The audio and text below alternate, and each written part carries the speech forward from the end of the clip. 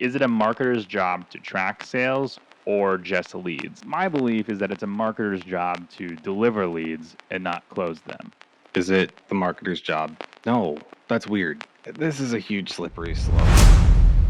The question that kickstarted this whole thing off was, in case of a service-based company where you can't track the conversions through their website, how can you track how many leads have actually become their paying customers? It reads like a computer nerd who hasn't actually had a ton of conversations with a different variety of business owners. We do care about leads, but as far as closing them, nah, that's up to the client. For starters, it's not your fault that your client sucks at closing leads. By all means, prove us wrong.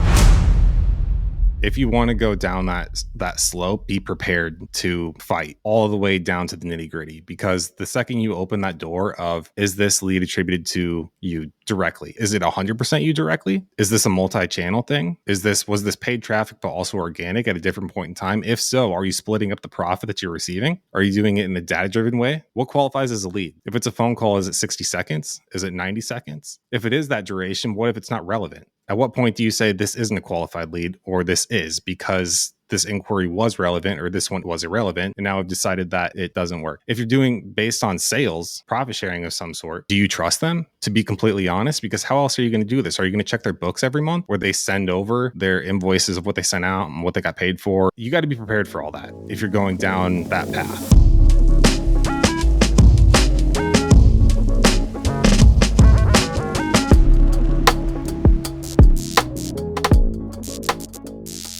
Buenas. Yeah, buenas. We did it. That's how we say hi in our Evergrow meetings.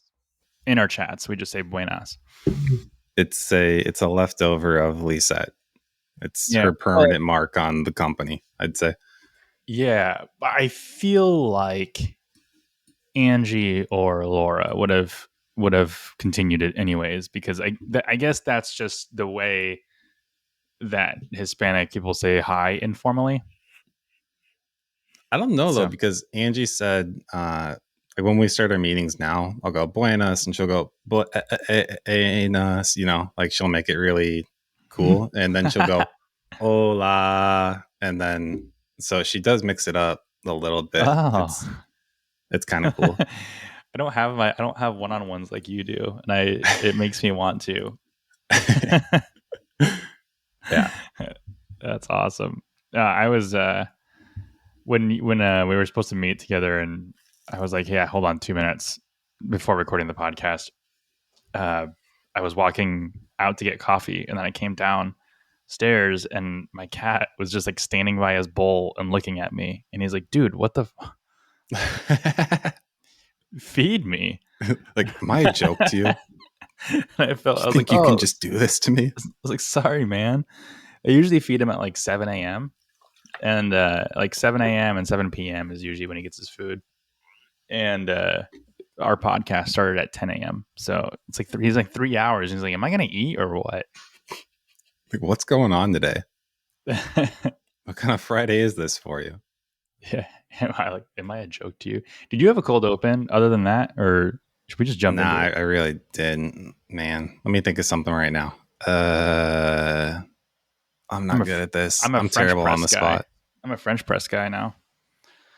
That's new. I brew my coffee on the French press. I've always wanted to, because we have a bunch of Colombian coffee from when we went to Colombia, like even like the whole beans and everything. But I've never wanted to grind them and put them in a drip coffee pot, because it felt dirty. So it's disrespectful. Yeah. So for Christmas, Lauren got me like a really nice French press, and I've been making coffee that way now, and it's delightful.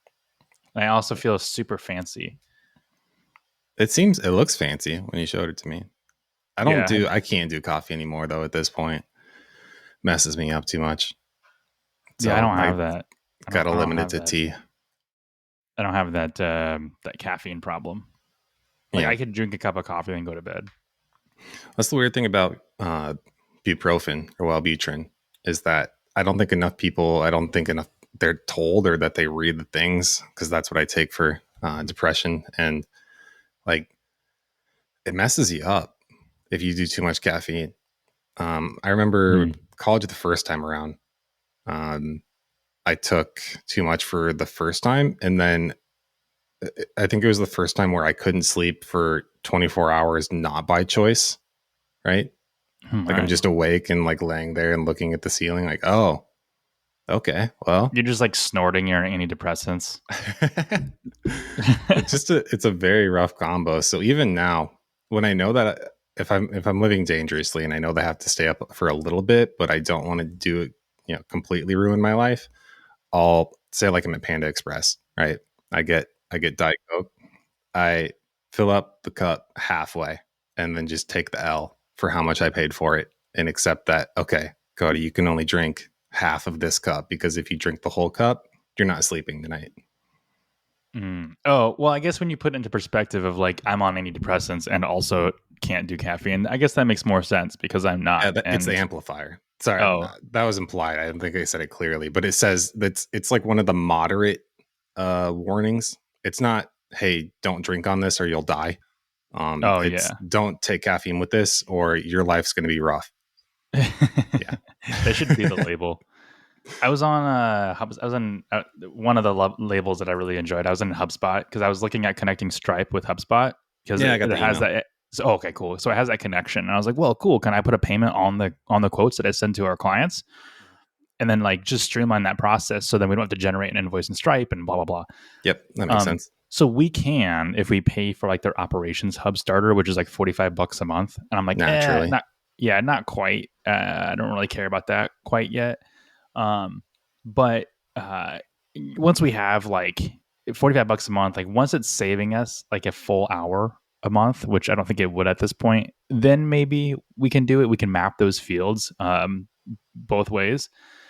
But I was looking at it, and on the right hand side where it had like where it's supposed to say like the legal disclaimer, it just said legal stuff.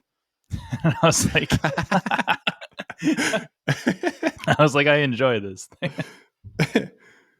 I gotta say, that was one that worked out very well as far as W's and L's in the company. You fought hard for HubSpot, and then the timeline has worked out properly, right? I mean, based on the discount that they originally gave us to get us on board, that was slowly weaned away, and then we start paying more towards the original price as the time went on. Everything worked out how we needed to because we made an exception to our allocations in order to do that, saying that this is a necessary tool for growth. And then we chose to do it. And then as the growth happened, it fit back within our allocations for operating expenses. So Yeah, it's still not like we're still not using it to its full potential for what we're paying for right now, only because I haven't had the time to go in and like set up those automations because we can automate ClickUp stuff now. Like there's a direct integration now with that. And then there's a direct integration with Stripe and diving into, okay, oh, well, how can we like I'm sure we could make it work. I'm sure we could be like, okay, generate an invoice for this part of the quote and whatever product line that creates in Stripe, that'll just be the onboarding product line or something like that. And then all we have to do is generate a new invoice to close out the agreement. But that sounds like a lot of front end work that I just don't want to deal with right now. yeah, not right now. And so maybe when we do agency use stuff, maybe like we'll have it more streamlined and we can be like, this is how we do it. It's so optimal. Look at how crazy cool this is. Look at us. Look at us. You guys Look at do us. this. No, I mean we still do things pretty rudimentary, only because we haven't had the time to actually get things streamlined. But uh, semi speaking about streamlining things, I wanted to talk about a topic today that I think is kind of hitting the SMMA and agency niche or industry like crazy, and I think it has a lot to do with a lot of the gurus out there who are now promoting certain tools, like high level, which are basically like an all-in-one marketing CRM lead flow tracking tool that it goes along with our one of our previous episodes that we've had, which was like, don't build a service off of a software or don't build something in somebody else's playground. And so a really popular business model, and maybe Cody, this is probably news for you, but really popular business model right now is lead generation, whether that's through social media or through Google or wherever, email marketing. Oh, is this all the crypto people that failed and now they're coming back? Because Yeah, all the Forex traders and okay, everything. So it's lead generation, but it's also following through with those lead generation efforts. It's collecting the leads and then making sure to follow up with those leads, usually via like email or SMS, and tools like High Level have those built in to the actual software to make it really easy. You can create really easy flows, and the creation of these flows and these lead gen efforts are kind of the I guess the cultivation of all of the people out there saying that, or like promoting their service, saying that they built a software that can do this, when it's really them just white labeling High Level. So I know I've mentioned this before in the past that this is super annoying, and I actually had someone on Twitter X reach. I don't think we're ever going to get to a point where we're not saying Twitter and X at the same time. I think it's always just going to be Twitter X. yeah, I don't. It's not real. I ignore the whole thing. I never got into Twitter. I mean, I made an account, but just the nature of what it is and how, to me, it looks like imploding from the outside. I don't know if that's an exaggeration. I'm dating But myself. I'm dating myself when I say this, but every time I think of Twitter and like its purpose, I always think of the Andy Milonakis show where he's like, "Let me Twitter that. Like, got some orange juice. Let me Twitter that." yeah, Uh, but yeah, I mean, I only use Twitter because that's where all the cool kids are, I guess. But that's why I'm not there. Yeah, makes yeah, sense. so I had a listener reach out to us on Twitter and basically say like, "Hey, yeah, in Billie Jean's course, like he's promoting a High Level and using it like this." I But I remember didn't. that. Okay. Yeah. But I didn't get clarification on whether or not Billie Jean was promoting, uh, you know, using High Level and saying that you built the software, which building a flow. I actually argued with Skylar about this on Facebook in a public forum. I was like, because he was originally saying that there's nothing wrong with it, and I'm like, there's absolutely something wrong with it. There's nothing wrong with saying you built a flow within High Level and you use that service. There's nothing wrong with that. But I think when you say you built the software, there's something definitely wrong with that. Oh, when you built a software that you're white labeling. Yeah. Yeah, I think that makes sense. Yeah. I don't think it's that big of a deal in general. I mean, I think I agree that you shouldn't do it, but also, why does it matter? Is that a selling point that you're out here saying, I built this, look at me, I'm so cool, Yeah. and I it's mean, I white think labeled? if you look Like, at it deeper, I think the selling point is I built this. If you find this interesting and want to use me, you can't go anywhere else because this software is exclusive to me. Which yeah, it's not. I mean, you can take your High Level stuff anywhere. It's just to me, this is one. It's like, if this conversation never happened, then and I died, that'd be fine. Like, it's one of those things that it's so unimportant in the big scheme of things. Of like, oh, did you build this? Did you not build this? Is it white labeled? Is it not white labeled? Did you say that you did it even though you didn't? Blah blah. Blah. Like, let's go. Let's move on to real business. it Like probably doesn't bother you as much because like I see this in like landscaping forums a lot of like these guys are being like, I built this like lead generation software looking for people to test it out or whatever. I'm like, is this just High Level white labeled? Because what I don't want people doing is tricking landscapers into thinking that the only way they're going to get this CRM or CMS or whatever they're using it for is by using this specific person. And sure. it's just annoying for me to deal with. Yeah, no, I think that makes sense. I would guess probably based on the people who say that, maybe 10% of the people have actually built something that they built, as opposed to people just saying that they built it. And I can understand because it's nuance. Like, I still agree with you, but I understand why they would do it. Say, Yeah. I built this. Well, okay, you built on top of this and you built some things. Like, there was a foundation. Somebody else built the foundation. You built the house, right? Well, I mean, yeah. I mean, maybe it's more like somebody else built the foundation, and then you purchased the DIY shed that was already I thought you prefabricated. were going to say, somebody else built the truck and then you wrapped it. Yeah. with the with, Oh, with that too. I mean, some signage. we'll go Yeah. with that. Yeah. We're detracting from the main point of the episode, which is the purpose. The reason why High Level blew up so much was for two reasons. One is because they have an insane affiliate program, and then two, they're pretty much an all in one thing where like someone like a guru influencer Billie Jean, someone like that can sell courses to one get the affiliate commission from you using High Level, but also create this flow of like lead generation. So it's like taking the traditional marketing approach, which is generating leads, and then following up and closing those for your clients, which is a business model. I just don't necessarily think it's a great one, for many reasons. So the main point of this was: is it a marketer's job to track sales or just leads? And this comes from a Facebook post that I saw in an SMMA group. And the question that kickstarted this whole thing off was: in case of a service-based company, which is who we serve, where you can't track the conversions through their website, which is weird. You absolutely can. How can you track how many leads have actually become their paying customers?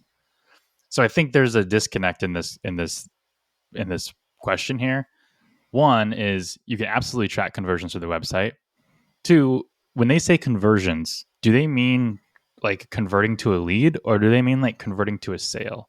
Because when I talk to landscapers and like actual home service business type people, when they say conversion, they think of from a lead to a sale, which in marketer speak, a conversion is from a user to a lead. So there's like a different part of that funnel that we're referencing. So I believe this person is using High Level or using a tool like that where like they track the leads that way, and they're not able to get the leads from the CMS or from the website to High Level. So they can't track that, which is a problem in itself. You should be able to track leads and conversions on the website through a tool like Google Analytics or, whatever form submission you're using. Or you need a mutual understanding with the client that you can't. And then you're going to have to measure things differently.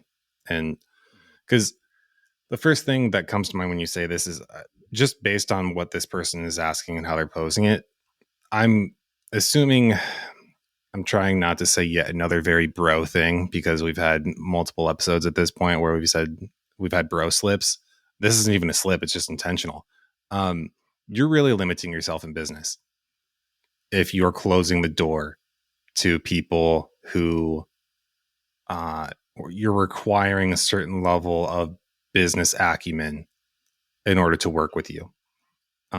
People view marketing, and by people I mean clients, in different ways, and they're going to choose you for different reasons. And if you're closing the door to everybody except saying that I only work with people who have extreme detail into the profitability of their business, and we can work together to track sales and how marketing is directly impacting them.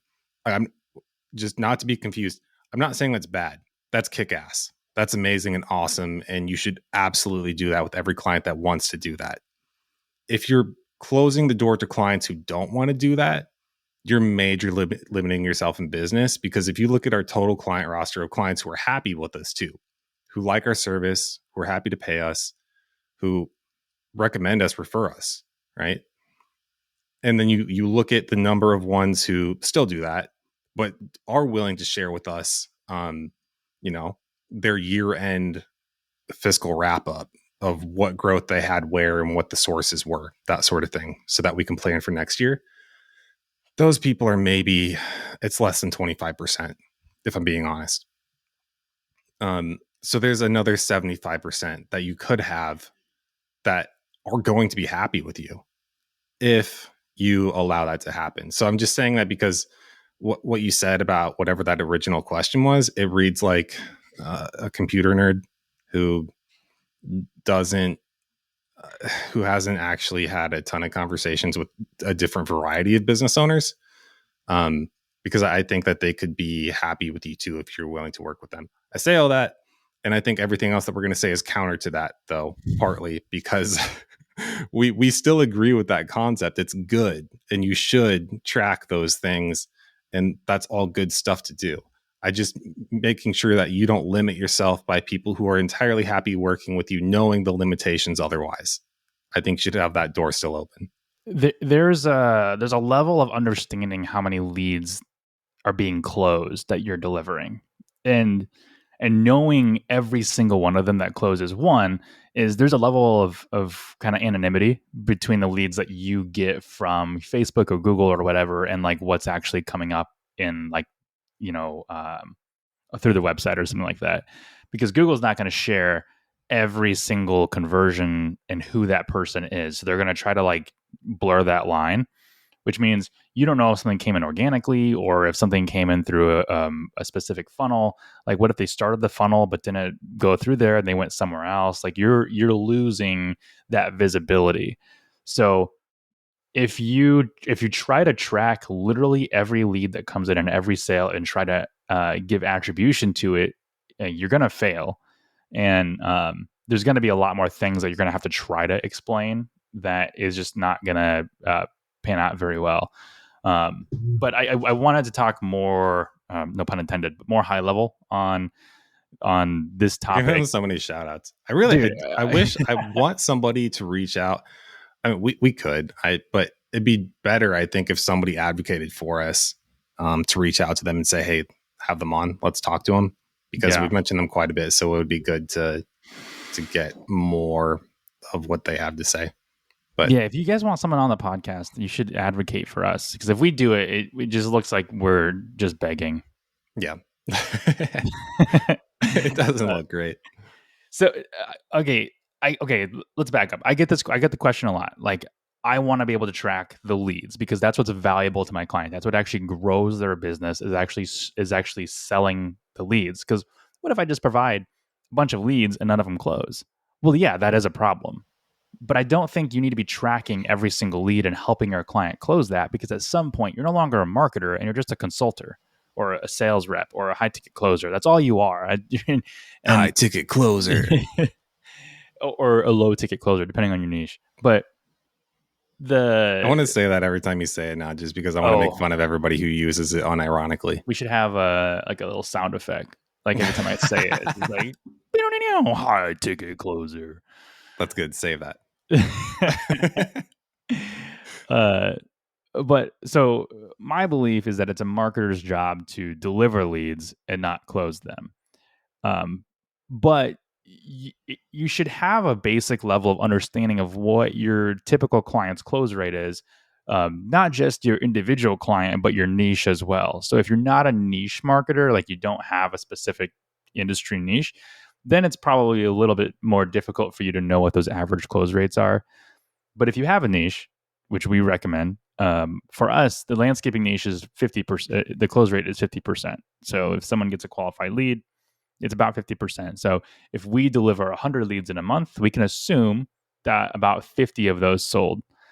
Actually, if you want to get down to it, we can assume 25% of them were spam, and then the other 50% closed. So 50% of 75 closed. And that's generally the numbers game that we play. Now, there are certain stipulations, like in the year 2023, for some reason, close rates just plummeted and they were like 30%. But it wasn't specific to one like area of the country or one particular type of client that offers a certain service. It was like all of the United States, the close rates dropped 30%. And this was just from feedback from existing clients from all over the country, as well as what I was kind of seeing in online forums as well. So, but being able to communicate that to clients too gave them assurance that, yeah, the leads are harder to close this time around. And, but you also have to recognize too that the close rate on leads completely varies depending on the medium that you're promoting on, the area you're promoting on, and even the client you're working with. For starters, it's not your fault that your client sucks at closing leads. If your client is also, I have clients tell us that their close rate's 90%, which is insane. To me, that just says raise your prices. Yeah. And then we have clients that they're like, our close rate on Google is like 10%, which I just don't buy, because none of our clients are saying that. And it's so bottom of funnel that there's no way that you're getting a 10% close rate on Google unless, you've got a blog post about something You got totally local service unrelated. ads and you're paying $6 a lead or something, right? Yeah, right.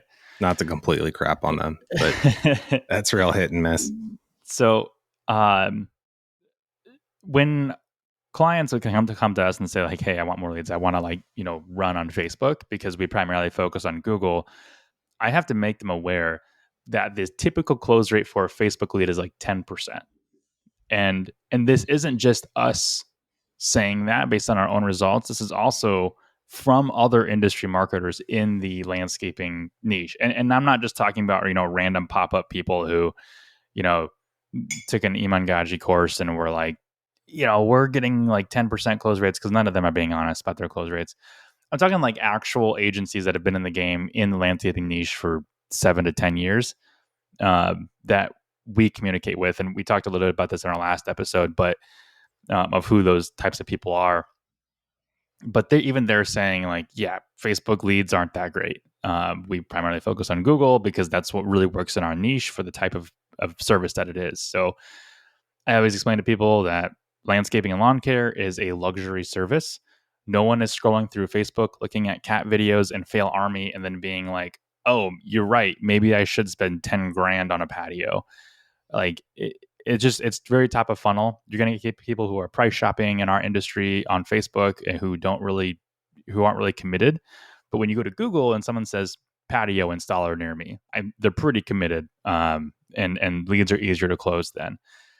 So all of that to say that we kind of warn our clients in the different mediums that they go into what the average close rate is on those leads. So if they want 10 more leads, then they can expect or 10 more sales, they can expect to get, 100 leads. At least that's the goal for them to get those 10 sales. But if we had to follow up on all of those leads, it would make our lives hell. And it just isn't scalable that way. Yeah. That was a lot. There's so much I could go into with this. Let's go back and just start with what you said. Is it the marketer's job? No, that's weird. If for no other reason than closing leads and converting them to sales, that's business, right? That's just business, and that's your job if you run a business. And there's a whole spectrum of people who decide to do marketing and outsource their marketing services to an agency. And some of them are good at business and some of them are bad. And some of them have no business experience. Some of them have 30 years and they might, you can be good with 0 and bad at 30. You can't control that. There's nothing you can do about that.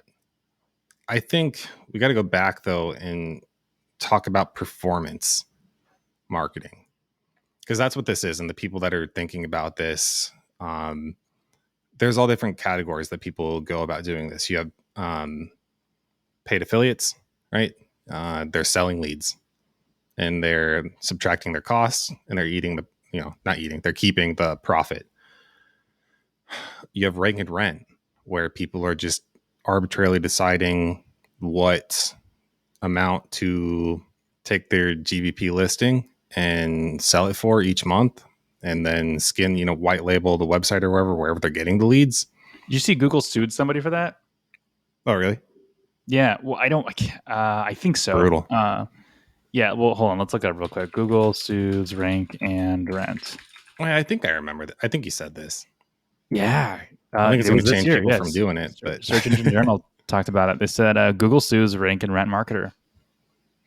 So if you're in the Rank and Rent business model, you should probably get out. Last thing, if I ever got a letter from like Google's legal team, I'd be like, well, I guess it's time to die. I put it on the wall, that's for sure. You're like, well, step one, let's just put it on the wall first before we make any irrational decisions. Yeah, this is a huge slippery slope. If you want to do performance marketing, I think, and that's it. Here's the thing, Jake and I, we don't call ourselves performance marketers. We're performance focused. And I think that it's because I wish I could find it. There's this guy, a PPC guy I used to follow. His agency's in Montana, I think. I'm blanking on his name. There was a Reddit thread where he talked about this though in attribution, and basically said like, look, it's a real hot mess. If you want to go down that slope, be prepared to fight all the way down to the nitty gritty, because the second you open that door of, is this lead attributed to you directly? Is it 100% you directly? Is this a multi-channel thing? Was this paid traffic but also organic at a different point in time? If so, are you splitting up the profit that you're receiving? Are you doing it in a data-driven way? What qualifies as a lead? If it's a phone call, is it 60 seconds? Is it 90 seconds? If it is that duration, what if it's not relevant? At what point do you say this isn't a qualified lead, or this is because this inquiry was relevant, or this one was irrelevant, and now I've decided that, it doesn't work? If you're doing based on sales, profit sharing of some sort, which we've mentioned before, we do have one client that we do this with. We know them in person. Like they're like an actual friend. We worked with them at an agency. So like that's the only person we're willing to do it with. Yeah. So that's what I was going to say is, do you trust them, to be completely honest? Because how else are you going to do this? Are you going to check their books every month, where they send over what, their invoices of what they sent out and what they got paid for? And then you're now going to, you got to be prepared for all that if you're going down that path of attribution. Jake and I are performance focused. We tell people we are focused on getting you leads in business. And I think that is, I wrote it down, didn't I? I think I said this: past me is usually smarter than present me. So let's see what I said.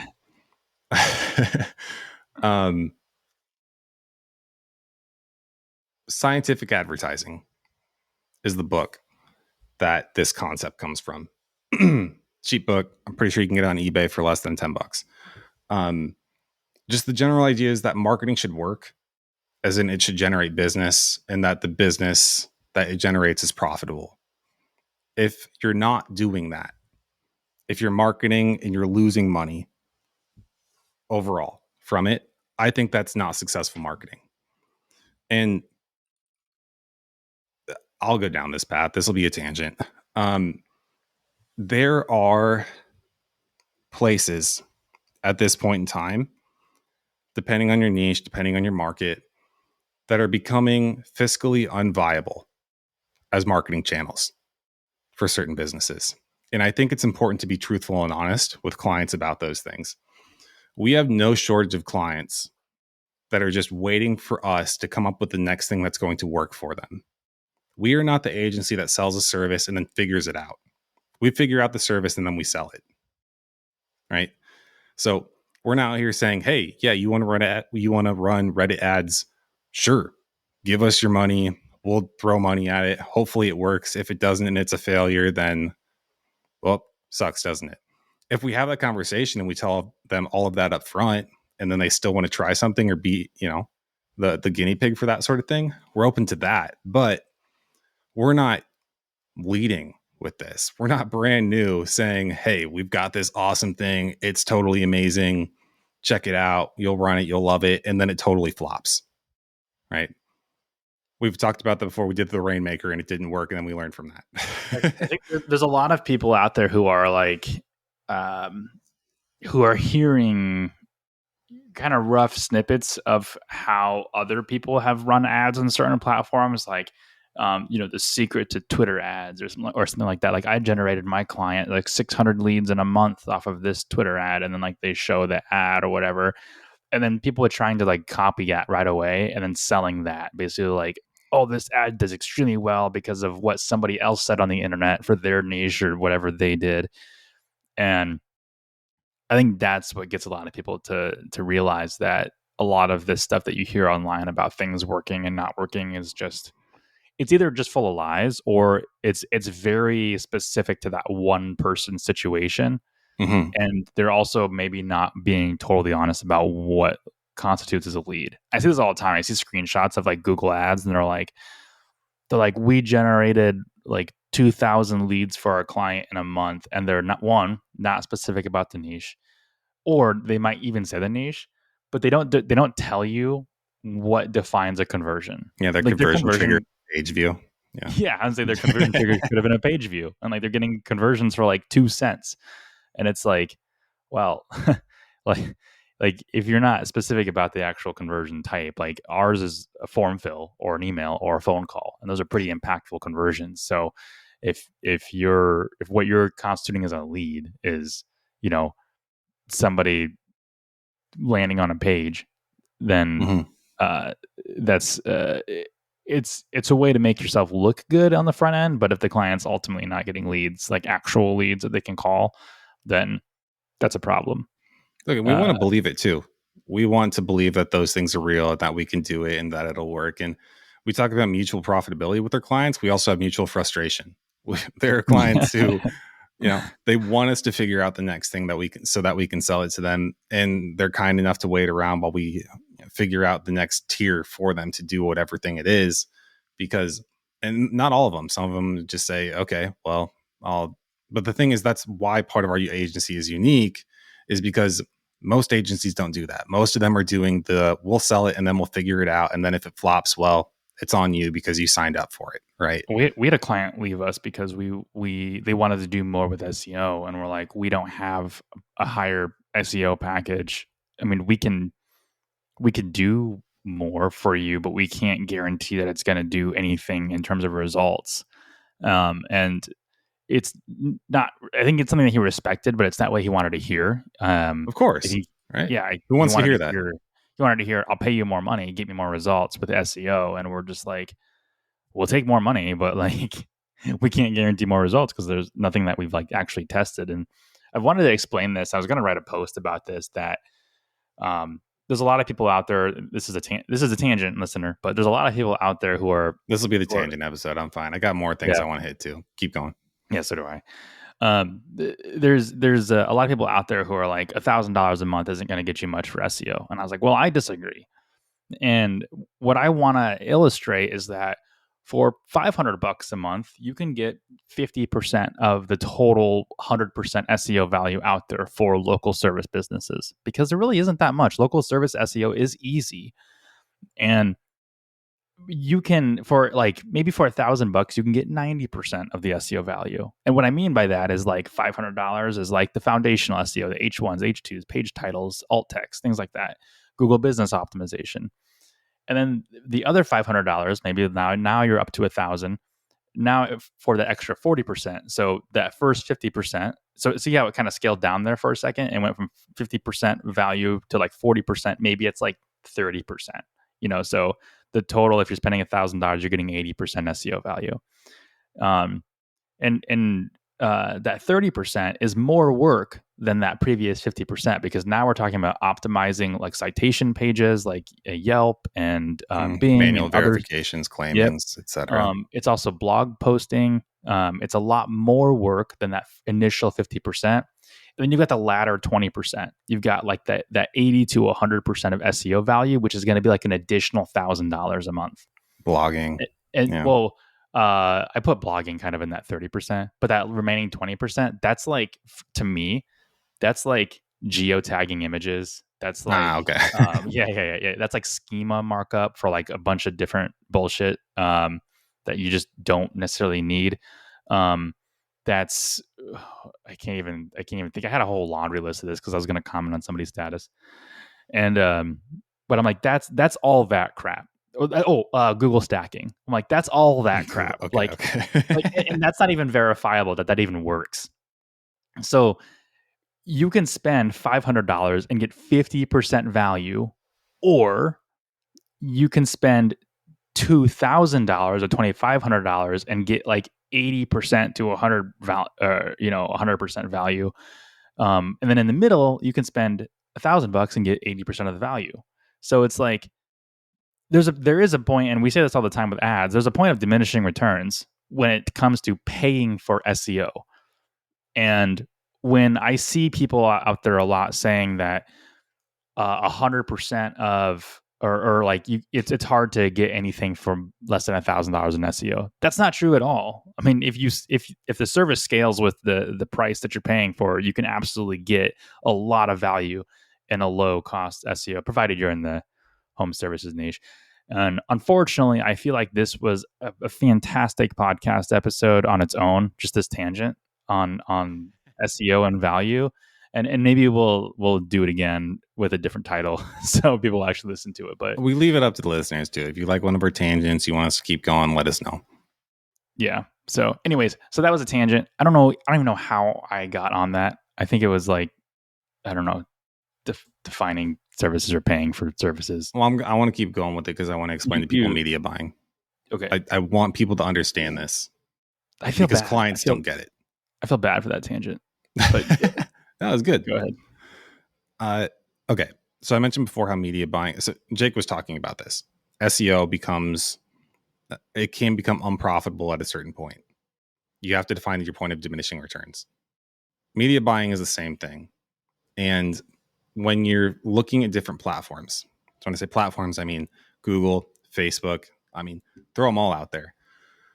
There's so many. Bing, Propeller Ads, AdMob, that's just Google. It doesn't matter. Quora, Reddit, Tumblr, go find them. Twitch, YouTube, whatever. Those are all platforms. As platforms develop and progress and mature, they get more expensive. And they don't get more expensive for no reason. They get more expensive because they become more popular. Eventually, they reach what people generally call tier 1 platforms. Google is a tier 1 platform. Facebook is a tier 1 platform. This is a made up word. There's no clear definition. People will just say them, and it's a vague thing. It's almost like a buzzword. Tier 1 platforms are expensive. Everybody's there. If you can make them work, that's amazing and awesome because they have the best quality of traffic. If you reach a point on those tier 1 platforms where the competition is too high and it just becomes too expensive. I think I've mentioned this before. I used to do PPC for a lawyer. I didn't do it. This was an audit that I did. They're paying $100 to barely hang on to the 4th position of page 1. $100 a click. $100 a click. Yeah. And I just told them, get out. Stop it. This isn't viable for you anymore.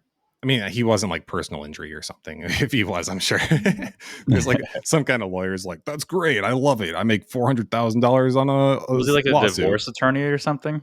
I don't remember. I can't remember now. Could be. But anyway, so when that happens, you have to start looking at the next platforms. And what you do is you just, in my opinion, you go to the next tier of quality because platforms can have varying levels of quality of traffic, to complete garbage to really solid. I remember Reddit early on, last time I ran Reddit ads, very engaged, had good like user engagement on the people that actually click through. When you go to those platforms, you have to gauge that, of course, the quality of the traffic. You're going to have maybe some click fraud or whatever, especially the second and third tier sort of thing where you're not even sure if this is real humans clicking on these ads. That's one thing. But the other thing then is your cost per acquisition. You're weighing that against what you're paying, because if you have garbage, like Jake was saying about Facebook, there's a lot of tire kickers on Facebook, even though it's tier 1. It's okay to have garbage traffic if the cost is low enough. And if the client is willing to wade through the garbage. If you have a 10% close rate on Facebook, but you're getting leads at $5, it's $50 a lead. You have to throw away 9. If that's still worth it for them, because on Google you're paying $200, then in that case, it might be worth it. I mean, just the math says that that's a good option to do. But you have to be the one to determine the viability of the platforms.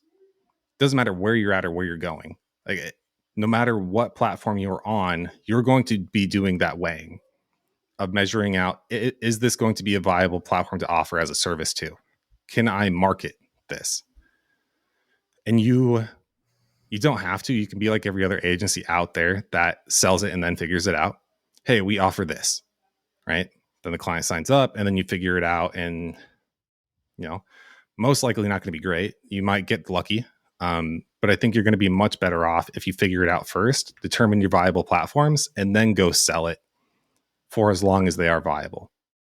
I think a lot of people that I think the main reason why people sell leads versus like actually doing like marketing on a particular platform for a specific niche is because that's like their offer, their value. Like, I will provide these leads, you will close sales, or you don't have to pay or something like that.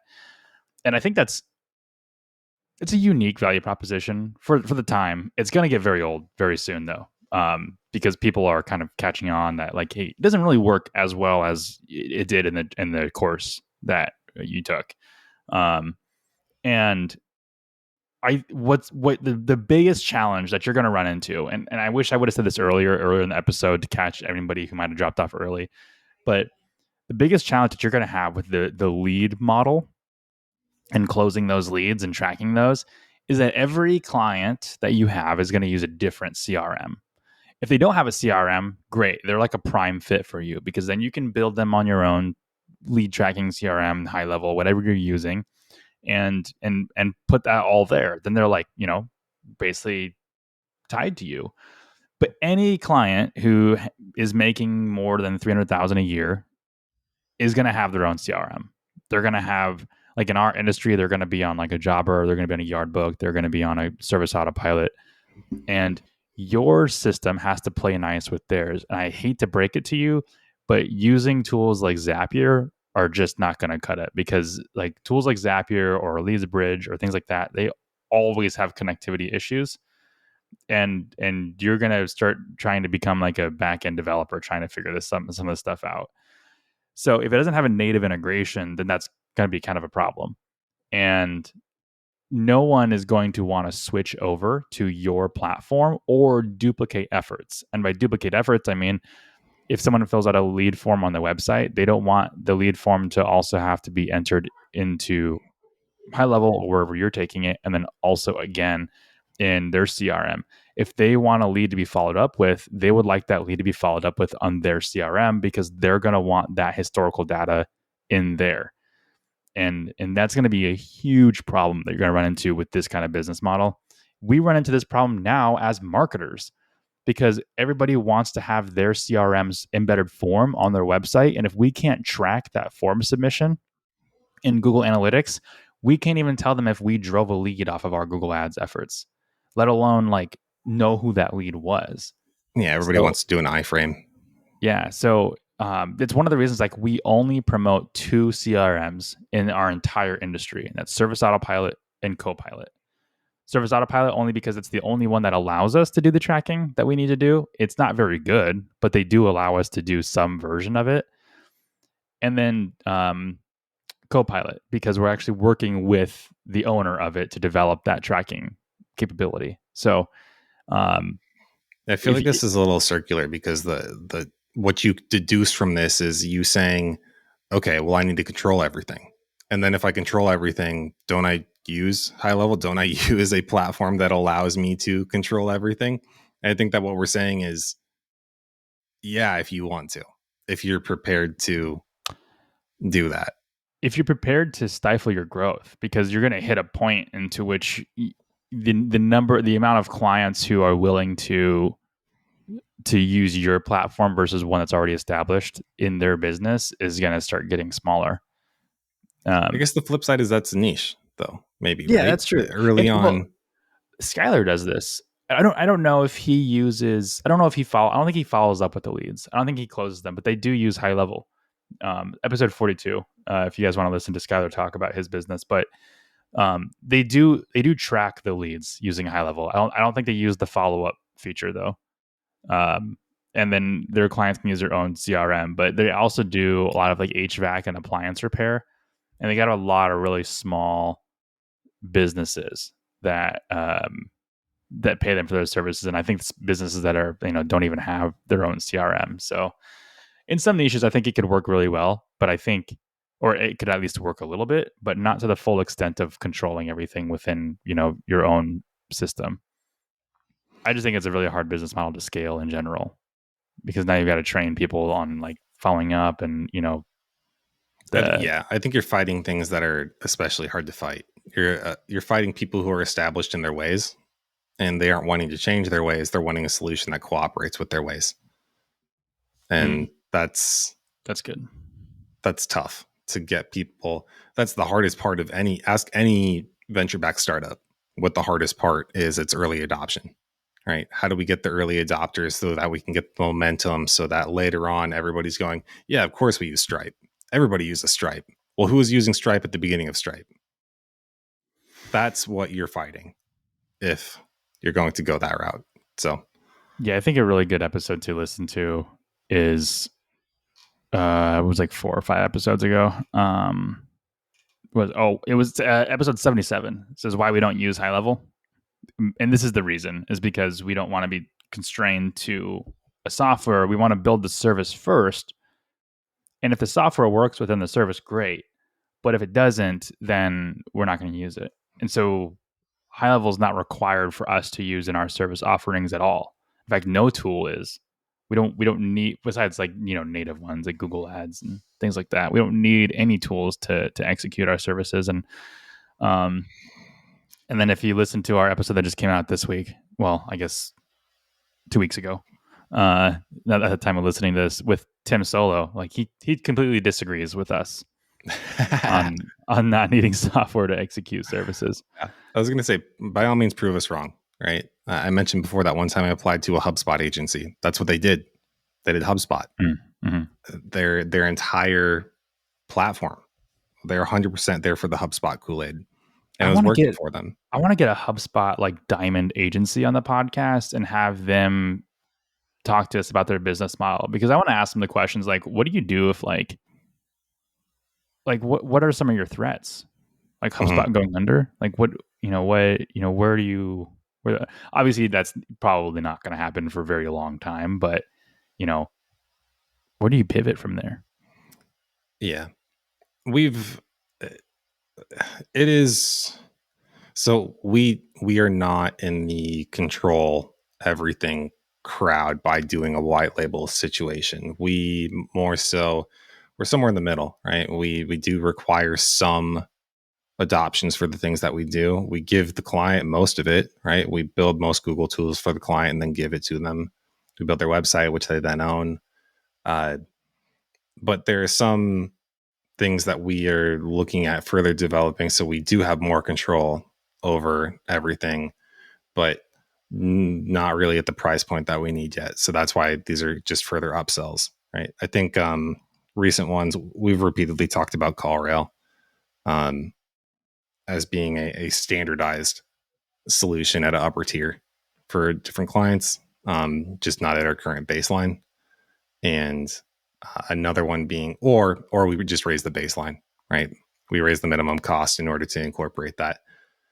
Or other things that we've looked into recently, like enhanced conversions from Google.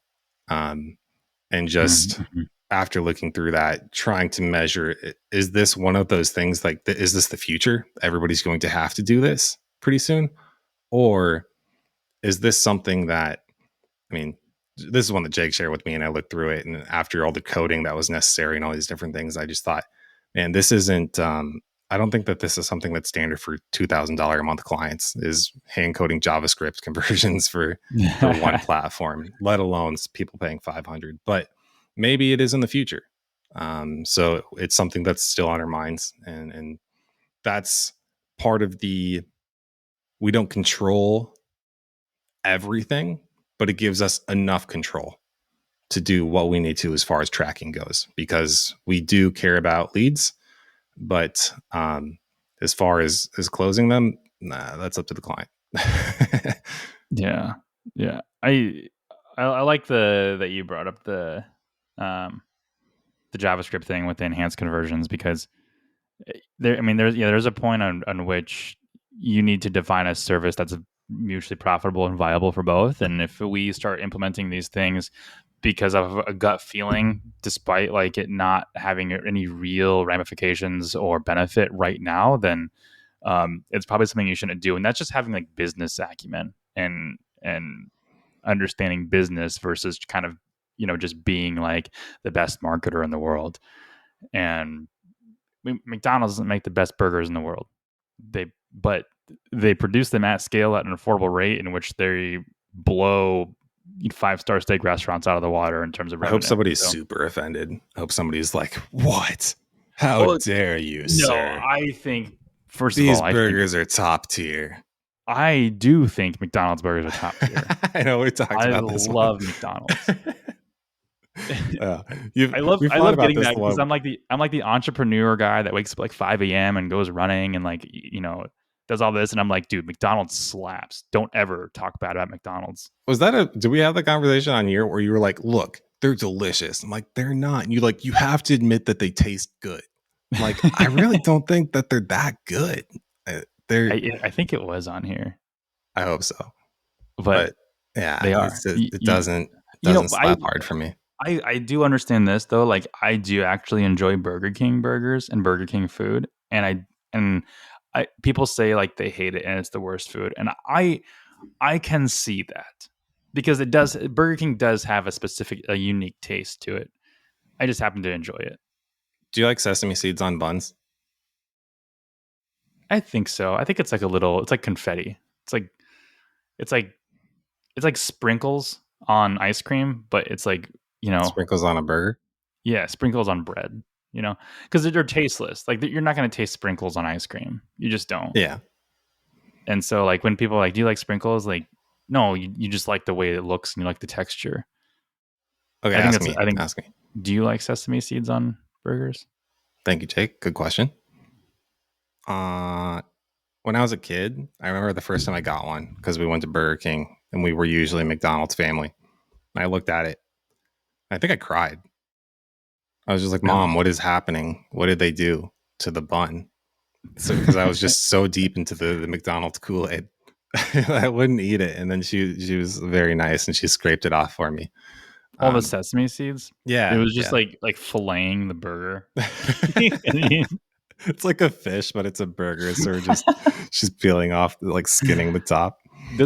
Doesn't McDonald's Big Mac have sesame seeds? It's been so long since I've had either at this point that I'm pretty sure it does, because there's that song, right? Like it does have that. Oh, it does? At McDonald's it does? Yeah, it does. Is it a premium thing? Seeds, lettuce, pickle, tomato. What? Is it a premium thing? Is that what they're trying to? Oh man, I don't know. Maybe. Yeah, it always reminds me of that Mitch Hedberg skit where he's like, "What exactly is a sesame?" He's like, "It's a way you open doors." But I actually do like sesame seeds on buns. I think that's fun. I got over it at some point in time between me crying as a kid. It's the sprinkles on ice cream, but on a burger. Sprinkles on a burger. Speaking of which, we made cheeseburgers last night and we had 2 pounds of ground beef. And I was like, and Lauren's like, yeah, you can just like make 1 pound and that'll be 4 burgers. And then you can like just like brown the rest and give it to the dogs because it was expired today. Or today was like the last day to eat it. And I was like, no, I'm going to make 8 burgers and I'm going to save them for tomorrow. Guess what I have in the fridge for today? 4 burgers? 4 burgers. I'm going to eat them. What kind of buns you got? They're just regular buns, regular like Great Value Walmart buns. She has fancy gluten-free buns because she has some kind of disease.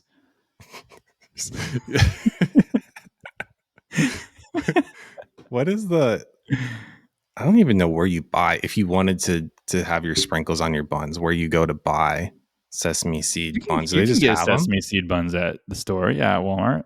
They're just there next to the normal buns, the vanilla buns. The gluten-free buns are right next to the normal buns. Sesame seed buns, Walmart. So look, I don't buy enough. Pepperidge Farm has sesame seed buns. Oh, okay. I can pick it up today, curbside at Walmart. All right. Okay. This just goes to show how much I eat more rice over. That's the split, right? You have rice versus bread. Lately I've had toast, but I'm usually a rice guy. I eat too much rice. I hope people who aren't listening to this in the U.S. who don't have a Walmart are like, man, I want to move to the U.S. now. You can pick up sesame seed buns curbside. I want somebody to email us a picture of them eating their sesame burger. Yes, from McDonald's. Sesame burger. Just kidding. It can be from anywhere, but I want to see it. Yeah. I'd be really happy. All right, we should end this before we start talking about something weird. Too late. That was pretty weird. All right. All right, everybody. Thanks for listening. We'll catch you next time. See ya.